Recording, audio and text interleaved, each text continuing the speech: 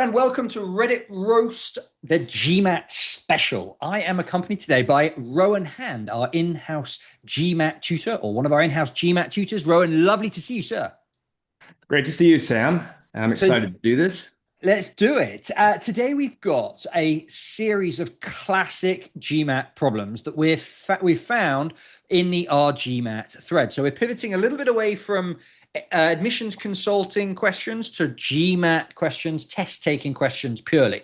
And so today, who have we got? We've got an investment banker who's considering pivoting from the GMAT to the GRE, but only after only one test. So we'll talk about whether that's realistic or sensible. We've got someone who's struggling really hard against test anxiety. Now, Rowan has worked with hundreds of applicants, and test anxiety is one of those challenges that we see all the time. So we'll talk about how to tackle that. We've got somebody whose GMAT studying is killing their work performance, their performance in the office. Now, this one hits home because I have this as well. Really looking forward to talking to Rowan about how the GMAT and the work performance interplay. We've got a test taker who's only taken the GMAT once and is worried that the new Superscore is going to screw them over. Valid question. We'll talk about that.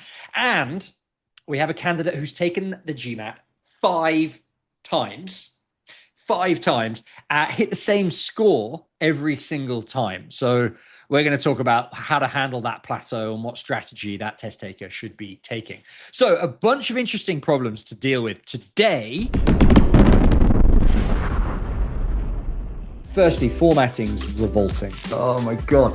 I'm just going to verbal diarrhea this. 2 master's degree, kind of a show off, but I like it. Strongest profiles we've seen this year. How taming iguanas and lizards taught me about cross-functional management. Yeah, OP, this isn't LinkedIn. This is Reddit. Come on. Rowan, let's dive into problem number one. Case number one, if you like. GMAT Focus 645, worth retaking or switching for top programs. Right, bit of background. White female, T20 US undergrad, GPA 3.87, work experience in investment banking, 2 years experience at the time of matriculation. Post-MBA goal is product management in tech or biotech or AI automation. Now, GMAT status. GMAT Focus 645, Q79, V86, Data Insights 80. Studied hard, but never broke past 655 on practice tests. So the questions are mainly, is this score competitive enough for MBA programs? I'll take that one on. And then would retaking the GMAT realistically move the needle? Or after just one test, should this applicant pivot to the GRE? And then wants advice for what ended up working. So let me first take this question here. Is this score competitive enough for top MBA programs? Let me just be very direct about this. Not really is the answer. The average GMAT Focus Edition score for M7, which is like the top band of schools in the US, is about 685, about 40 points higher than OP is currently scoring. Now, if you're looking outside of the US and whether you broaden your definition of top to maybe include the T10s, maybe you're in with a shot with these scores, with this score. But when I say top, I mean M7, and you're 40 points below it. Okay, your GPA is a little bit above average, which helps, but still, if we're talking purely about GMAT score, no, you need to find some points somewhere. Okay, so then the question for you, Rowan, is would retaking the GMAT realistically move the needle, or should she switch? So this is one of those situations. I'm not going to argue for somebody switching to GRE unless there's a real reason for it. Now, we may see that later on, but right now, absolutely not, especially if it's one attempt. We can assume it's one attempt. It's pretty clear what's happening here, actually. We've got Quant 79 and Data Insights of 80. The Verbal 86 is pretty good. I wouldn't worry about that at the moment. I mean, you can probably pick up a couple of extra points there if you really want to. But really, what's going to move the needle is the quant. So what I would dig into first is just focusing on quant. I would assume I'd have to look at the section scores, and if I could take a look at the enhanced score report, it would make a lot better sense. Chances are what's happening, just from experience, chances are what's happening is the quant is too weak. The data insights, probably the graphs and tables and everything like that is okay. But what's happening is that this person's running aground on data sufficiency questions. So it's all quant based, essentially, would be my guess. So really bringing that quant up is going to be super, super important. And the funny thing here is that, okay, this is a STEM person. Obviously, biology is not math, but computer science minor. Somebody who's she's made her own bed. They're going to expect an 87 plus for a computer science minor on the quant. And that's, yeah, she needs to put some serious work into this. But I do think GMAT's the way to go, actually. I don't think it's going to make that much difference to switch to GRE. After only one test, it Oh, seems particularly premature. one test, yeah. Yeah. Okay. And then on the next question, then, do you have any pointers? This is for people who've been in a similar range or people you've worked with who've been in a similar range. What ended up working best for you? You got any pointers? In what sense? So the question is, what ended up working best for you in terms of studying technique, studying next steps? What should OP do? What are some best practices that OP should do? Yeah, to be honest, it's going to be it's figuring out the fundamentals with the quant. So it's probably going to go back to really basic stuff. Put it in first gear. Make sure that your times tables are in order. Make sure that your mental math is in order. A lot of it's going to be figuring out situations of okay, well, this is a good way to go through this question. This is not a great way to go through this question. You go back, revisit problems, edit your answers, try to do it in fewer lines. The elephant in the room here is that there's a reasonable chance that this person's been using ChatGPT to study, which will give you potentially the correct result, but terrible technique. And that may be what's holding her back on the quant. Interesting. So talking to somebody who knows good technique for GMAT would be a helpful thing. Okay. Really interesting. So I think if I may just end this from an admissions consultant perspective, the rest of your profile OP is really, really nice for M7. Right? You are not wasting your time here getting that GMAT up. Those rotation programs at an investment bank, schools love that. They love the breadth of experience that gives you. If the investment bank is bulge bracket, one of the top tier investment banks, even better. But honestly, fantastic work experience there. 2 years of time of matriculation is on the low side. In fact, it's very low. It's about as low as you're allowed to be. So if you needed to delay your application by another year, wouldn't be the end of the world either. I'm not saying you should necessarily do it, but it wouldn't be the end of the world. And in terms of those goals of product management, I think you can justify that by talking about your rotations. The way I would see that narrative is something along the lines of, I was working during this rotation at a bank. I worked on this particular automation and I loved it. And I want to focus my career on building more such tools for automation, for fintechs, or for the financial services sector. And that's why I need an MBA to pivot into product management. That narrative works beautifully. So the way I see this, everything else is in order except for GMAT quant. Right. Awesome. On that note, let's move on to the next profile.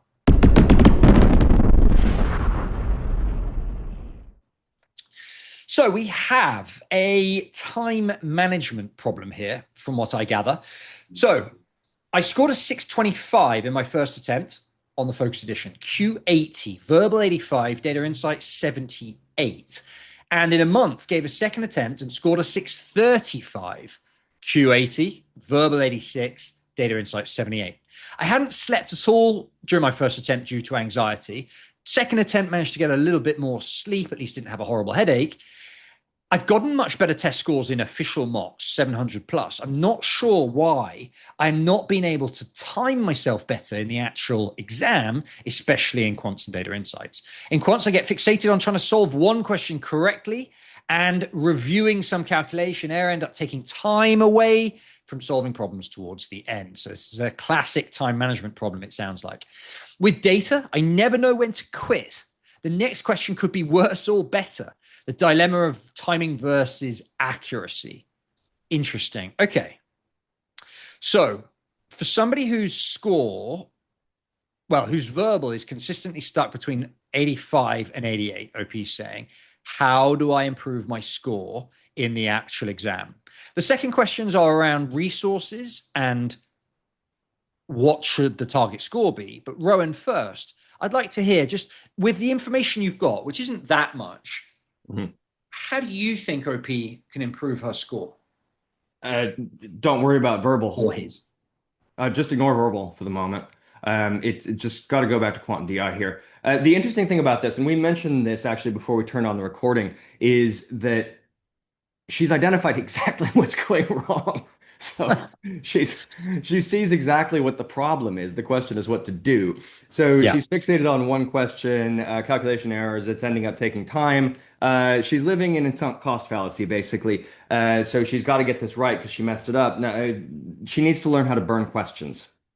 So the thing is that you can get a very high score. So if you're allowing yourself to drop 3 questions, you can still get a super high quant score. And so if you kind of go into it with that mindset, where if something is taking too long, ideally after 2 minutes, you'll have reduced it down to hopefully 2 answers. But, realistically, you just pick something and move on. And that's what she needs to learn to do, essentially. And then, we've got the speed versus accuracy thing in data insights, but it's essentially similar, where she's saying that when she focused on speed over accuracy, she got a higher score.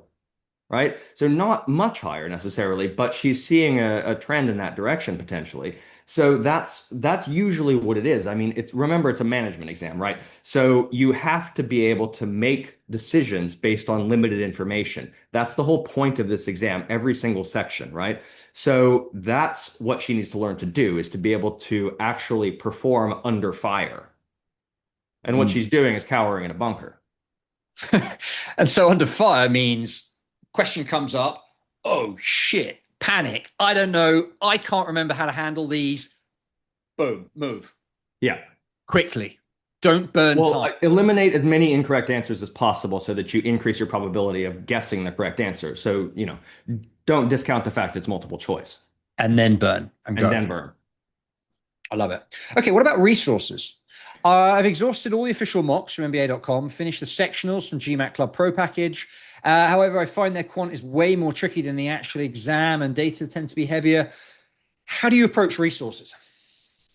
Okay, so stick to official resources as much as possible. There are 1 or 2 minor exceptions for people who are going to go up into top flight 87 plus quant. That's something to talk about a different time, but stick to official stuff. So this person, yes, official mocks the sectionals from GMAT Club Pro package. I mean, they are going to be more difficult. A lot of these things, I mean, what you'll see is they come from different sources. They come from, various things that are, abstract stuff from the Indian curriculum, or it's stuff from Math Olympiads and things like that aren't actually on the GMAT. They're just not within the curriculum. And people stuff them in there to try to stump people because it makes them look smarter. It's not helpful, actually. What they need to focus on is stuff that's actually official questions. Granted, it's hard to find enough hard official questions sometimes, but that's, again, that's where you would use something like Manhattan Advanced to help shore that up, okay? And there is also the official advanced questions book, which is also useful and has decent explanations in it, unlike the other official explanations.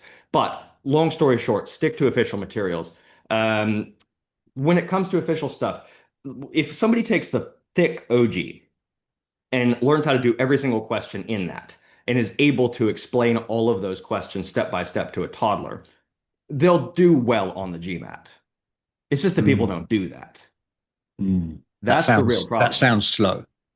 It might be slow, but at the same time, there's X number of questions in the book. You can get through it. And a lot of times people are like, I have 10,000 questions. I don't know, I never have to repeat a question. It's like, well, the fact that you're not repeating the question is actually why you're not increasing, because you're just getting hit with, new awkward variants of the same thing and never going back and getting the initial learning that you probably wanted to get. And just to be specific, what's your take on this GMAT Club Pro package that's mentioned here? Look, I've not been through the whole thing, but from the questions I've seen, some of them are, they are very hard, but they're not really realistic. So it just doesn't help necessarily, especially if it's something that's kind of outside the curriculum. It's not going to be helpful. If it was something that was extra hard that's within the curriculum, that's Manhattan Advanced. I would just go to Manhattan Advanced. Right. Useful. Okay. So this intuition of, I find their quants way more tricky than the actual exam, you think there's truth to that? Yeah, for sure. Yeah. Yeah, interesting. Okay, good. So then the last question OP's asking is, what should my target score be? I'll probably take this one on if I may. I'm looking at top schools bar in the USA. In other words, top European and European, UK and Indian schools, LBS, INSEAD and ISB. Female with exceptional academics from high school. They don't care about high school. Cross that off. Decent GPA in one of India's most reputed colleges. I also currently have 2 years of work experience at a well-known international financial services firm. Okay, so really quick and dirty profile evaluation here from me. 1, they don't care about high school academics. Ignore.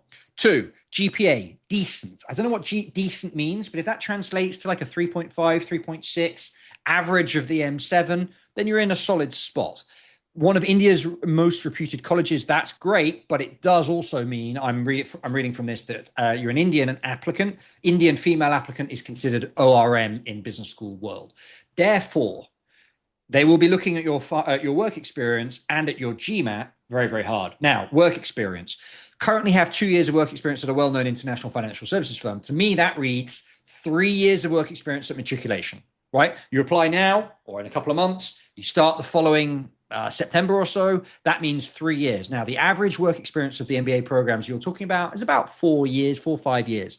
So you're at exactly the right point in your career for an MBA. That's great. So taking all of that together, I would like your GMAT score to be at least in line with the averages of the schools you're talking about. For INSEAD, that's a 655. For LBS, that's a 645. I would like to see a 665 or thereabouts to really give yourself a credible chance at these schools. That means you got to find 30 points. Good luck. All right, next profile.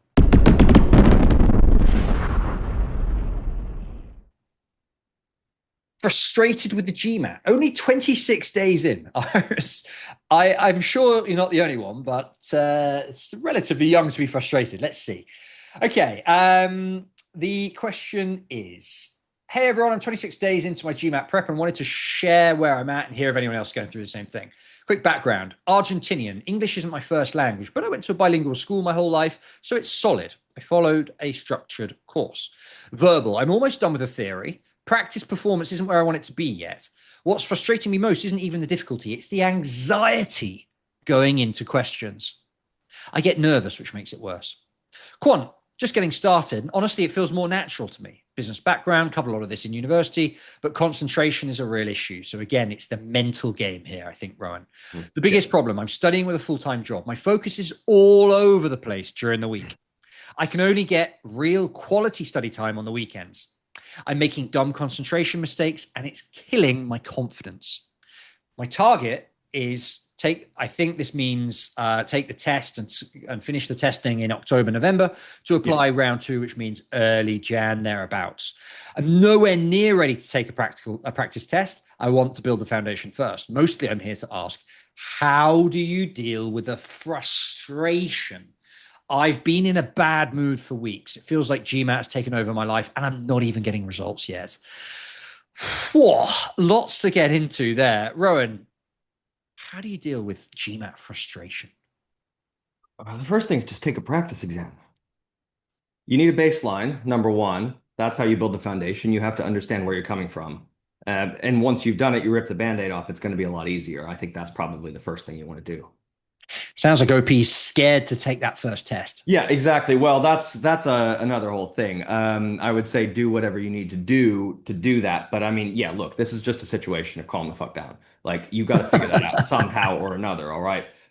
So what this means, and this is where, we go back into, as annoying as it might be, you're probably talking about doing deep breathing exercises, maybe join a meditation course, talk to a priest. I don't know. Whatever you need to do. But it becomes a psychological thing, not an issue of the actual test content. So there is stuff you can do in terms of the test content, which would be just chunk down, try to do 5 questions at once. Set a timer, 10, 15 minutes. You do your 5 questions, just push through them.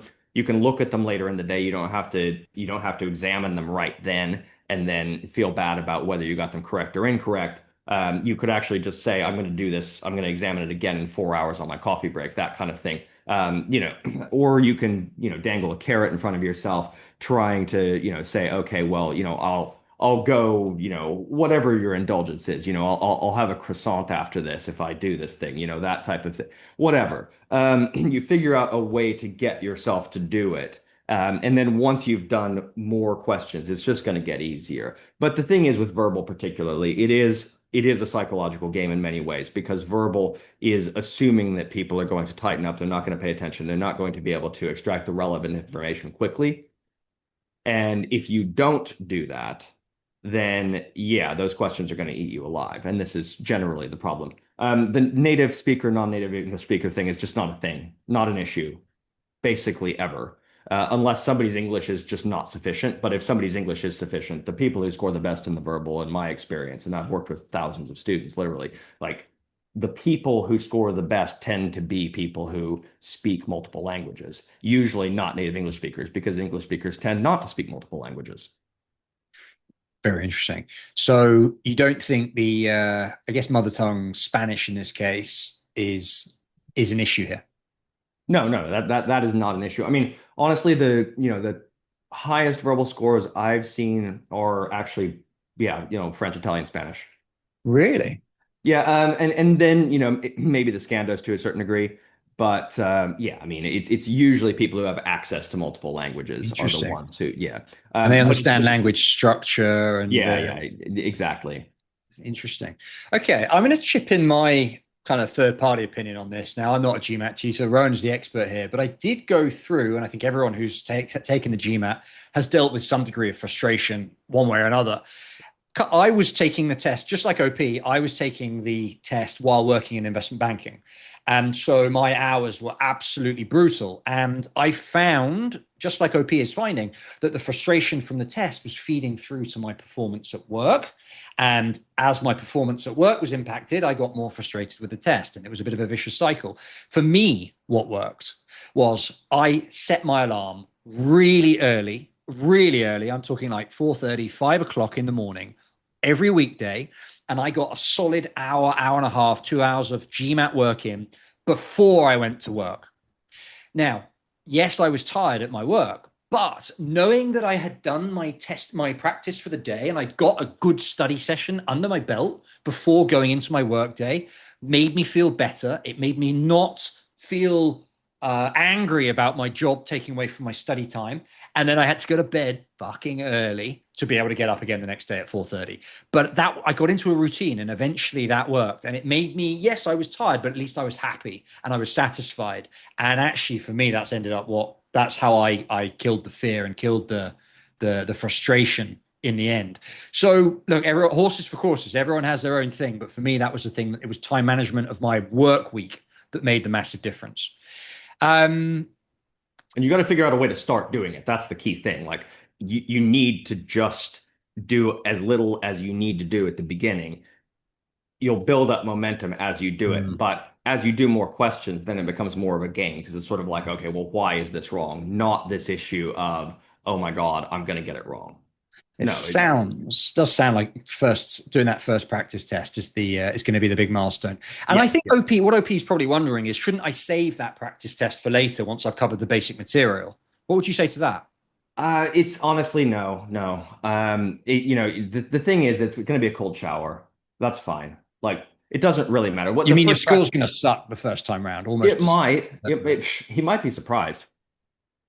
It might not be that bad, to be fair. But yeah, I mean, look, if the score sucks, it doesn't matter that much. I mean, even if it's like a 4.65 or something like that, the thing is that first 100 points is going to be easily gained.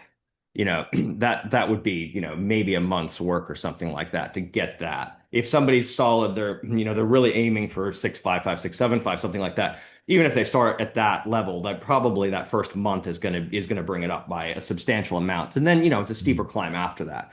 But, you can't take that first one that seriously. But what you have to do is you just have to get it out of the way. Yeah.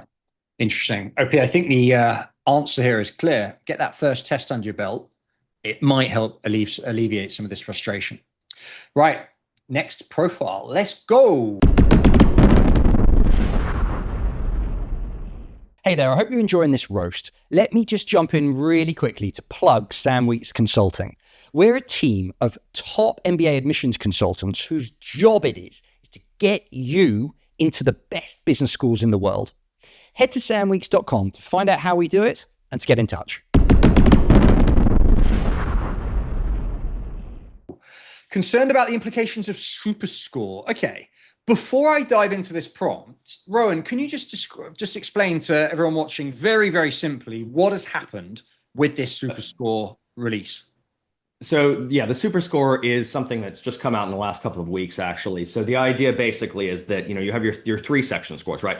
So in principle, let's say you take the exam 3 times and you score the best on quant on one take, the best on verbal on the next take, and the best on DI on the third take, that you can take those 3 high scores and that will give you an 805 score, not an actual 805, but it'll give you a score out of 805 based on those 3 top scores, as opposed to the scores for the individual takes. Right. Okay. And that's So it's going to be higher. Yeah, SAT and ACT has done that for ages, Right. sort of unofficially in the in the undergrad world. Right. Okay. So with that context, let's dive into the prompt then. So heading into round 1 application season, scored a 695, 97th percentile, 750-ish. Oh, that's a bit punchy. I think 740, I would have calculated that too. Maybe you have an idea. Anyway, Q82, verbal 88, data insights 84. So outstanding test, however you chop it. Last 4 mocks were even higher. Q85, 86, 87, 88. So I clearly underperformed in quant on exam day. School list is INSEAD, Wharton, ISB, Oxford Said, Rotman in the round 1 deadlines. I was nonetheless happy with a 695, and I think as you should be, and decided to focus on essays.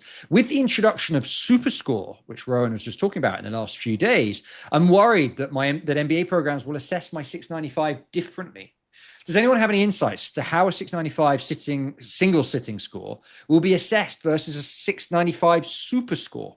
For context, I'm an Indian male, typical profile, but ORM. A retake feels like a no-brainer, but I'm recovering from an accident that left major injuries, etc. I could start studying again, but it'll take time away from applications. Okay, so let's be blunt. Rowan, you've got 2 candidates. You've got one who scored a 695 first time, done. Another who scored who took the test multiple times and has a 695 Superscore. Which is better? Single sitting, full stop. Boom. Absolutely. So, and I think it's the way schools are going to look at this is if you come in with a 695, one single sitting score, that is going to be, however the rankings process the scores, that's going to be a fantastic score for you. And just to, to put some more, to flesh that out a little bit, OP's target schools, INSEAD 655 average, Wharton 685 average, Oxford Said lower, Rotman lower. However you chop it, that single sitting score of 695 is above the average of the schools you're targeting. For me, forget about the GMAT now. You're done. I exactly the same. I mean, it's like, look, it's a 98th percentile score. I checked the concordance chart while you were speaking. Yeah. And it is he's being generous with himself, but it is 640 to 650 basically on 740 to 750, excuse me, on the classic scores. So yeah, I mean, technically speaking, but it's a 98th percentile score. Come on. This is a great score. Great. Yeah. So absolutely no reason to retake. I mean, if he really wanted to knock it out of the park, that's one thing, but he's not applying to schools that would require that. But the other thing is that even if you've got a school that refuses the Superscore, like Harvard, he's done well. So, he's definitely going to get a leg up on somebody who's got the Superscore because they're literally telling people they don't care or that they're not going to look at it. Yeah. OP, I would add that I think you might regret not throwing Harvard into the mix. It sounds like it with a 695, you've earned the right to at least throw your hat in the ring. There's lots and lots of other factors that will make or break your application when it comes to Harvard. But it also looks like you're performing well. You've scored a 695 first attempt. You're obviously pretty smart. You might regret it if you don't. So just throwing that out there. Otherwise, I would say that OP, you're in a great spot. Get on with those applications. I would say if it wasn't for the physical injury, it would be worth trying. Just, see what happens because they'll take the high score anyway. It doesn't really matter. If you score 685 the next time, they'll still take the 695. So, but if you're in bed recuperating, then, just don't stress yourself. You got other things to worry about. Yeah. And I would point out that the INSEAD in particular, Oxford as well, these are very long applications in terms of essays. So in SIAD, you're talking about 6, 7, 8 essays. So it's really, really going to take a lot of work to get these essays done. And if you're aiming for September, what are we now? 6th of July as we record. Now is a great time to start those application essays, put GMAT behind you, and best of luck. And I think this is a case of probably not needing GMAT tutoring, but if you're looking for an admissions consultant, can help you get those next steps, feel free to get in touch. So next profile, let's go. Interesting one. All the information here is in the title. 655 after 5 attempts. Should I pivot to GRE? Looking for some honest advice, feeling frustrated. Taken the test 5 times over a year and a half. And somehow I'm in exactly the same score range every time. 645, 655, 645, 655, 645. Quant, everything from 86 to 83. Verbal, everything from 87 down to 82. Data insights from 82 to 74.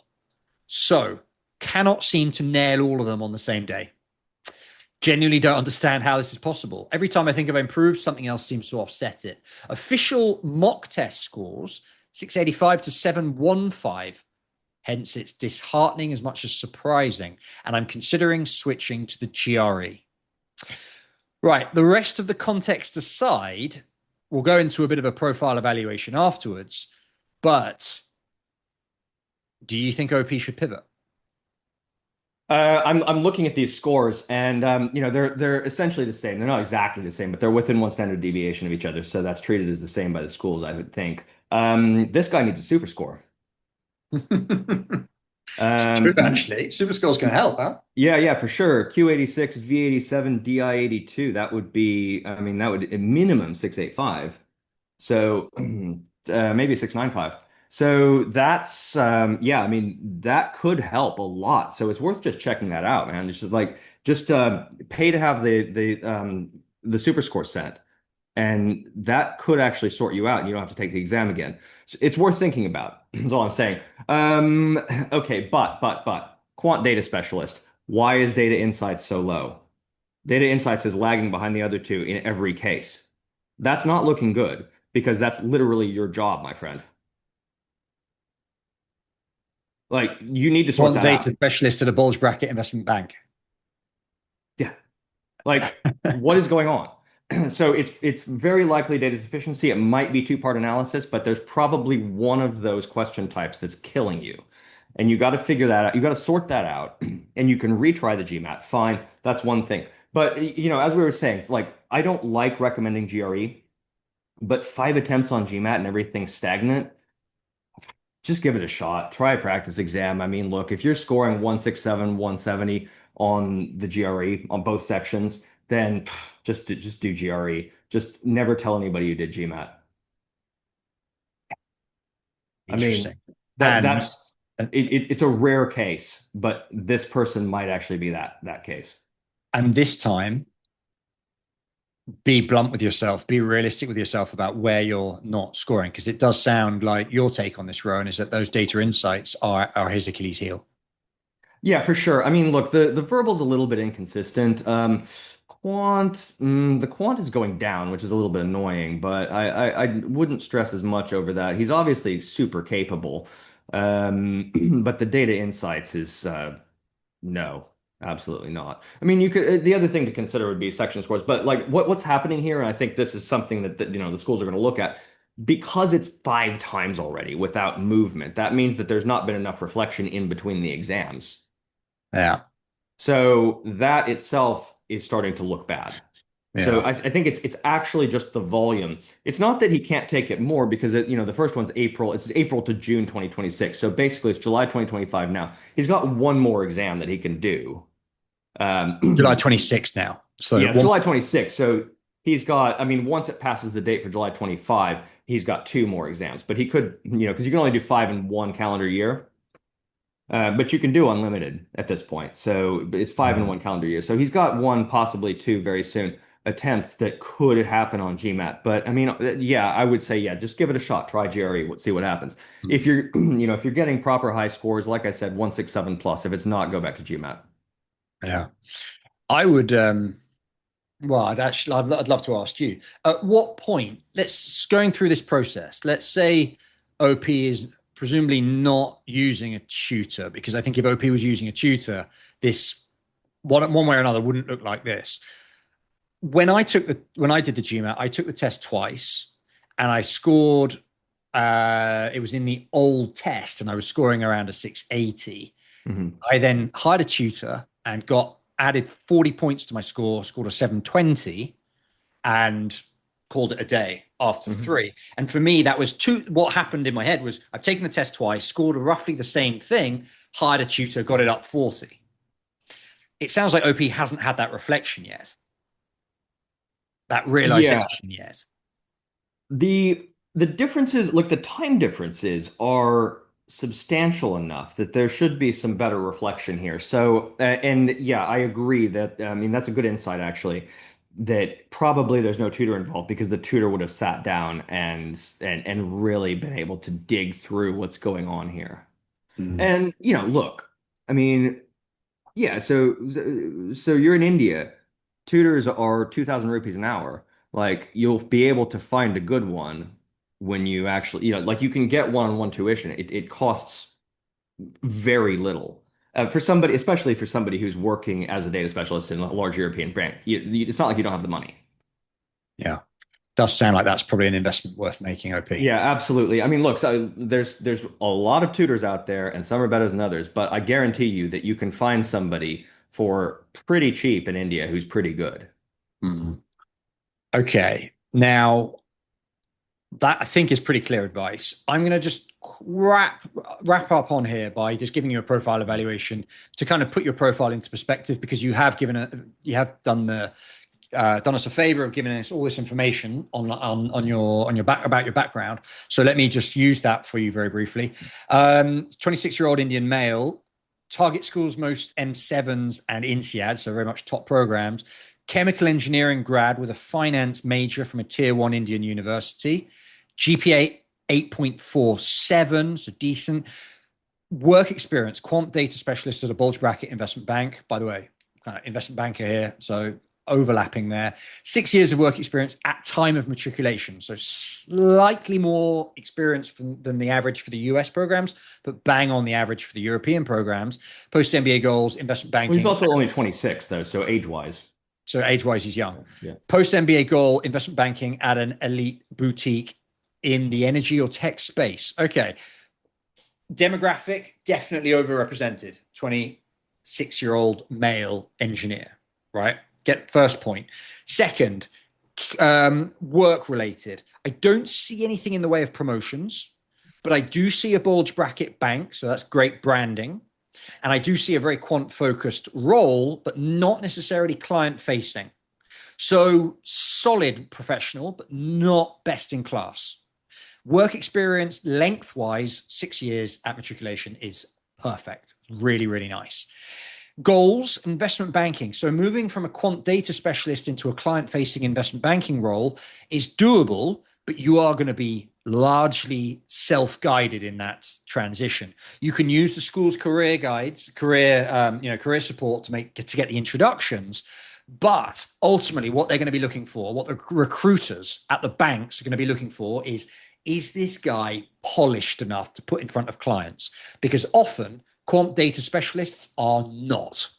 And there's only so much polishing that an MBA can do. So a lot of this is going to come down to your innate ability to do client-facing work. And I don't know whether that's there. The schools will look for evidence of that in your MBA application, because if you don't show any of that, those human skills, that vulnerability, they're going to think, we have a quant data specialist here who's a chemical engineer who's not very good with people and hasn't got a chance at those post-MBA goals, and therefore we're not going to let you in either. So that's what's going to be key. I would also suggest that if you're interested in the tech space, which I think you probably should be as a quant data specialist, maybe consider if the client-facing stuff isn't your forte, consider roles post-MBA that are much more aligned with the data analytics side of your abilities, potentially, and use them in your career narrative. There's a discussion here, and something a consultant can work with you to refine. But I think M7 and INSEAD ought to be on the cards, but I'm not absolutely sure that your narrative is as it should be to maximize your chances at those. We can talk about that. Okay, awesome. I think we've covered everything here.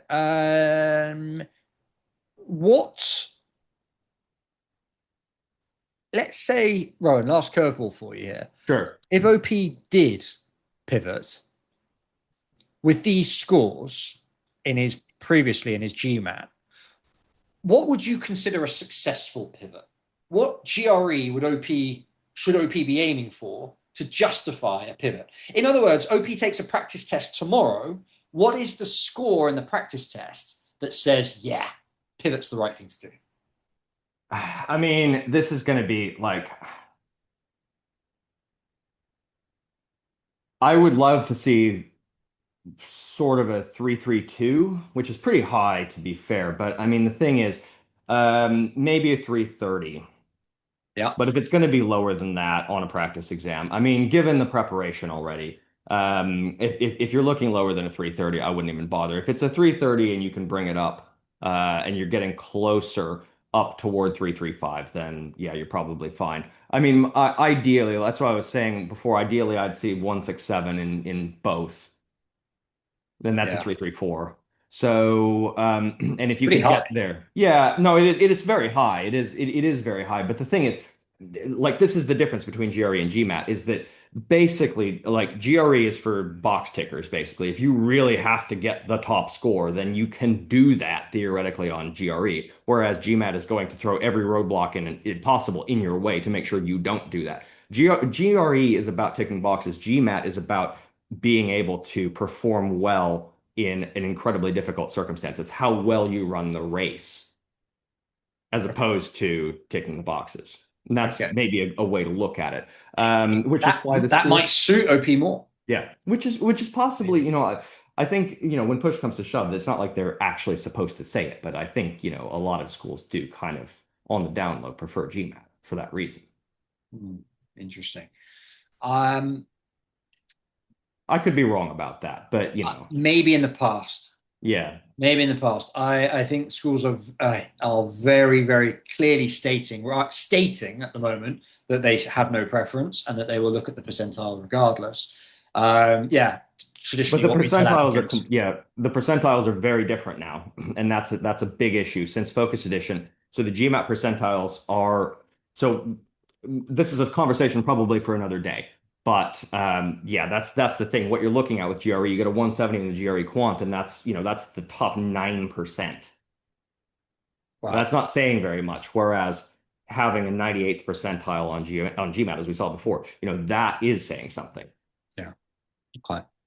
Interesting. So OP, it sounds like you need to be scoring, if you can score somewhere in the high 320s, low 330s in your practice test in your GRE, might be worth making the pivot. Okay, now pivoting slightly from the strategy-specific questions, we've got this question, Rowan, which has been asked, am I really expected to solve this mentally? So we're going to use Zoom's annotate feature. Rowan, over to you. How would you tackle this question? I mean, short answer to that is no. I mean, why you have a pen and a whiteboard? Why would you solve it mentally? All right, look, it's not as bad as it looks because it's just going to be some sort of quadratic situation. So what you want to do in that case is just square both sides, right? So what you're doing is you're lifting the root on the left side. So you're going to go 2x squared plus 2xy plus 13y squared. This is just expanding the quadratic. So that's x squared plus 6xy plus 9y squared. All right. And then you got to clean this up. Okay. So pull that over. So that's x squared. And that's 6xy minus 4xy when you pull that one over. And then plus 4y squared. And then that's going to be equal to 0. And then you can think about just compressing that as a quadratic. So what it's going to be is it's going to be x minus what have I got there? So it's x plus 3y. So x minus 2y. Yeah, there you go. And then, yeah, this is that squared. That's it, done. X equals 2y. That's your answer. There you go. Okay. For me, the step from x squared minus 4xy plus 4y squared to the x minus 2y all squared, that for me is a leap. Is that a technique? Okay, so what you're seeing is that you're looking at, okay, so if you think about what you've got here is it's a binomial expansion, right? So it's this a squared minus 2ab plus b squared. And what you want to recognize is that that is that situation. So that is your binomial expansion. So what you've got is basically if you take this out, x minus 2y, and then x minus 2y like this, then if I expand that, x squared minus 2xy minus 2xy. Now, granted, learning to see that is part of the trick here, but basically you're just looking at this 4xy plus y 4y squared. But what you're getting is it's 2xy quantity squared. So yeah, I did skip a line there. You're right. Okay. Interesting. But So, what that does is you basically just cut off the square there because it's equal to 0. So essentially you're just rooting it, right? And then that it gives you x equals 2y. So the thing is, when you're doing it with proper technique, I mean, it's only, what is that, 3 lines? yeah. So what would your time expectation be there? That's a minute and a half max. Yeah. But you have to recognize that that's going to be some sort of quadratic situation. Yeah. And the key thing to see there is that that should indicate that it's quadratic. I mean, that basically these are squares and that middle term's not a square. The hints are there that it should end up looking like a quadratic somehow. Yeah. And then the other key point is in the prompt, it says, am I expected to solve this mentally? And No, what you're saying no, is absolutely not. no is the short answer. Yeah, You solve that with your pen. with your pen. Okay, awesome. Nice little insight there into how Rowan teaches using. Are you using a pen and a board here? Yeah, I've got just a pen and one of these things, so I can just write on that. So, is this a sort of technique that you'd use when teaching people online? I did that about, I mean, so basically I'm coming into this fresh, and so I did that the way I would normally solve it. I think, Uh-huh. what we would do if I'm working with somebody is that we're gonna go step by step and, talk more about each step. This is what you would do here, Yeah. or, trying to draw out like what do you think might be the case here. But yeah, I mean, what we would do online is basically that, yeah, we're gonna have the pen and the whiteboard and be looking at actual questions, official questions, and Yeah. then going through those and breaking them down. Great. So you can do that with anybody in the world. Yeah, absolutely. Okay, awesome stuff. Rowan, thank you very, very much for joining me. I'm going to add all of these, summarize all of these responses and put them as comments on these posts, and hopefully we'll be able to help people out a little bit as they take one step closer to their dream business school. If you've enjoyed today's roast, like the video. YouTube algorithm will give you more. Subscribe to the channel. Send us a DM if you like. samweeks.com is the website. You can book meetings with me or with Rowan directly via the website. We are currently, from an admissions consultant perspective, we're currently taking round 1 clients because it is July. So we would be spending the next couple of months or so building out your narrative, building out your career goals, guiding your recommenders, polishing your resume, and obviously getting those essays absolutely immaculate to give you the best chance at securing an admission at an M7 or top European program, which is where we focus. So if you've enjoyed today's session, I'd love to see you again in the comments on Reddit and on YouTube. And Rowan, I'll see you in a couple of weeks' time. All right, perfect. Sounds good. Take Thanks care. a lot. See you soon. Yeah. All right.